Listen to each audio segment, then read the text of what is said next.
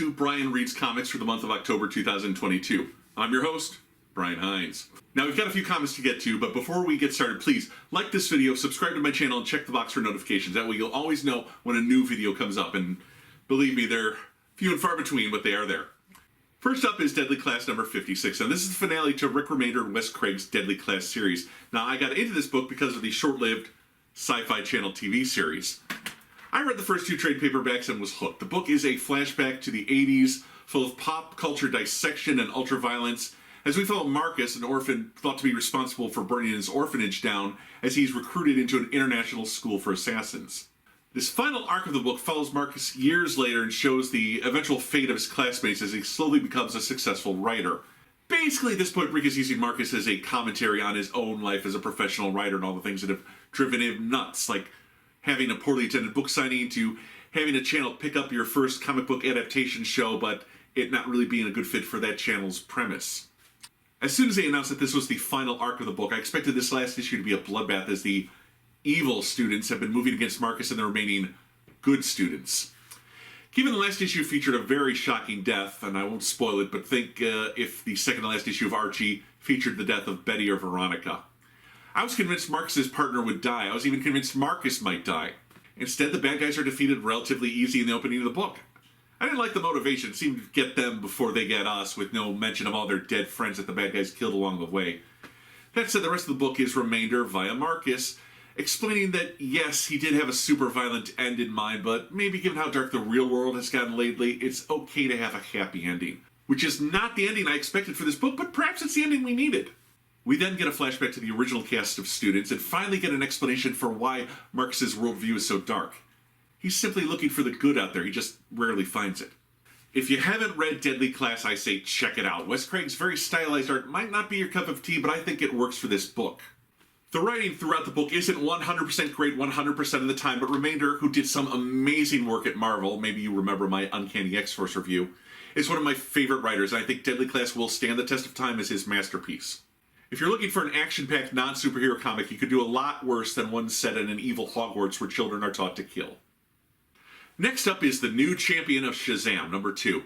Over on the underwritten Tynes Academy, Billy Batson was written out of the DC Universe for a while. Meanwhile, his foster sister, Mary, is on her way to college, leaving behind her family. Then a rabbit named Hoppy starts talking to her. Billy is on the Rock of Eternity, but he can't come back to this universe, but does have enough magic to choose a new champion, and so Mary Marvel is the new Shazam. Now, in between attending college for the first time and fighting magical monsters, word reaches her that her foster parents have gone missing. She reunites with her brothers and sister. If you saw the Shazam movie, it's exactly that family. But it's far from a happy reunion.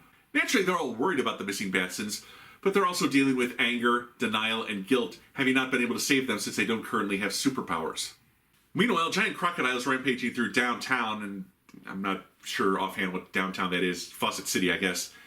When it grows a set of wings and begins fighting Mary, there's a conspiracy afoot. Magic is being stolen and given to unwilling participants. Also, by the end, Mary's learned that a lot more people than just the Batsons have gone missing. This is a fun story. Mary comes off as that quirky young protagonist having to keep a lot of balls in the air. The writer, Josie Campbell, is putting a lot of pressure on Mary in this story in a way that reminds me a lot of how Peter Parker was always written. There's a family to worry about, college to attend, at the same time, a mystery to unravel, and supervillains to fight. It's a lot, even as she's trying to spread her wings and grow beyond the family that she loves to become her own person. Evan Shainer's art is really suited for this book. You'd think with a magic-heavy title you want a lot of craziness and stylization to your art, but his clean drawing really works with this title, even when he's drawing a giant winged crocodile. Now this is a 4-issue miniseries, and by the time you're seeing this video, the 3rd issue will have come out, so there's still time to get caught up before the last issue. Is this the best Shazam book ever? No. If you are a fan of Shazam, should you pick this up? Yeah, probably. I think you'll enjoy it. It's a better than average book with better than average art, and in this market, that's a nice little surprise. It's like finding a little hidden gem, but the gem turns out to be like a pearl or an emerald, not a diamond. You get what I'm saying. It's good. And last up, we have New Mutants number 31. Now, this is a jumping on, or possibly jumping off point, as we have a new creative team. Writer Charlie Jane Anders, and art by Alberto Albuquerque and Carlos Lopez. I knew I should have taken a left turn. Oh well. The New Mutants have taken on the role of teachers on the mutant island of Krakoa, teaching younger mutants how to control their powers as they were taught by the X-Men. This issue brings in the character of Escapade, who was introduced in the Marvel Pride special, a one-shot book that was highlighting and introducing new LGBTQ heroes to the Marvel Universe. Escapade is a young woman who has the ability to tap into people's lives. You're the greatest banjo player in the world? No, now she is. You won a cheese eating contest? No, she won a cheese eating contest. For a few hours, she can take moments, abilities, achievements, talents, superpowers away from a person and give them to herself. She's hoping to learn how to control her powers before they lead to the death of her best friend, as predicted in the Pride special. Escapade is trying to adapt to life on Mutant Paradise, even as her best friend, whom she's afraid of killing, refuses to come live on the island as well. This issue is mostly about her trying to find a balance in those two aspects of her life, even as the U-Men, villains from Grant Morrison's new X-Men book, arrive and start kidnapping mutants to harvest their organs in the hopes of gaining powers via transplant. It's not terrible. It's not great. Certainly not as good as the Mary Marvel book I just reviewed. And while the New Mutants are classic characters, this first arc focuses primarily on the new character of Escapade and the New Mutant students. Also, the U-Men and their leader aren't the best-known villains in the Marvel Universe, so this book doesn't have a lot going for it in the way of name recognition. The art is alright. It's not terrible, but the characters look a bit posed, stiff. I know that's an odd thing to say about static imagery, but some artists just have a way of making characters look natural or like they're in the middle of a movement.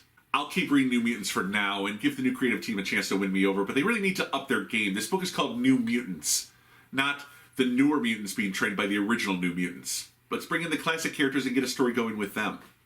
Okay, my friends, thank you for joining me here on Brian Reads Comics. I'll see you next month, which is this current month, but basically the next show will be about November 2022 comics that I've read. It's really not that hard a premise. Again, like this video, subscribe to my channel, click the bell for notifications, and I'll see you back here next time. Hey, also check out the Patreon. Always remember to check out the Patreon. Until next time, my friends, this is Brian Reads Comics, and I'm your host, Brian Hines.